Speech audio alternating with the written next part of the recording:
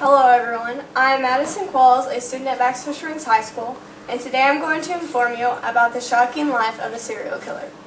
A person is not defined as a serial killer when they have killed more than 2 people over a period of 30 days with a silent state between each murder they perform. A serial killer's motivation for murder is typically based on psychological satisfaction, granting the killer with thrill, attention, and some of the time, financial gain. There are many kinds of serial killer labels, which leave different types of murderers in a few different categories. There are some people put into a group of mass murder, which is made by a serial killer that kills many people at the same time. For example, by placing a bomb in a building.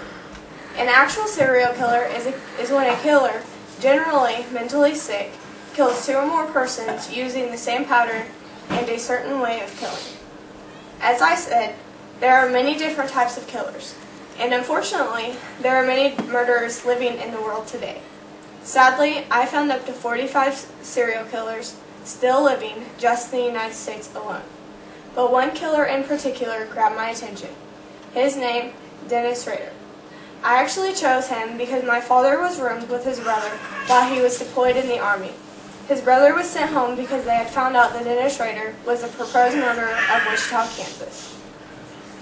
Dennis Rader, or better known as the BTK Killer, was a resident of Kansas, born in Pittsburgh, Kansas, growing up in Wichita. As a child, Dennis grew up with living a close to perfect life. He was a member of the Boy Scouts and participated in church youth group activities. By his own confession, he said he developed desires about bondage, power, and torture from an early age. People who knew Dennis described him as a quiet, well-mannered man who preferred to keep to himself. He was completely lacking a sense of humor and chose his words before speaking. In his later life, Dennis began to find himself very unhappy. He was unemployed, miserable, and had a great deal of time on his hands. He confessed that he began to slip into a deeper side of his mind and asked himself, what would it feel like to kill someone? Dennis Rader was arrested on February 5, 2005.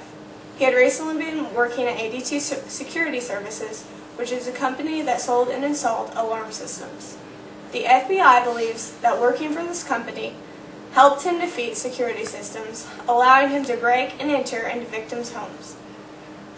Dennis Rader killed 10 people from 1974 to 1971.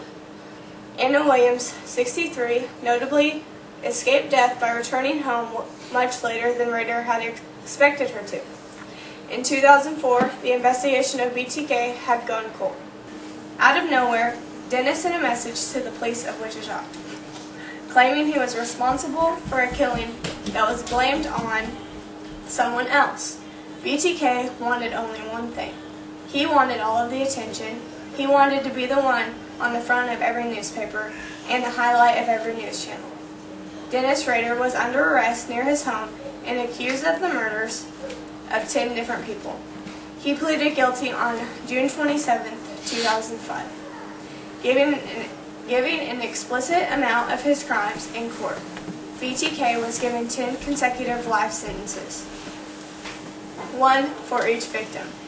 Since the killings and imprisonment, a movie for the BTK Killer has been made, showing horrible reenactments of the torturous scenes he exposed. Every serial killer is a monster in every way. Not one of them has a rational reason for the crimes that they commit. I think every person who has killed another, whether it's by gun or by a driving accident, should be put to death themselves. Even if serial killer's incentive for that murder was because of their psychological state of mind, it grants them no essential reason to take away another person's life. Thank you all for taking the time to listen to my speech.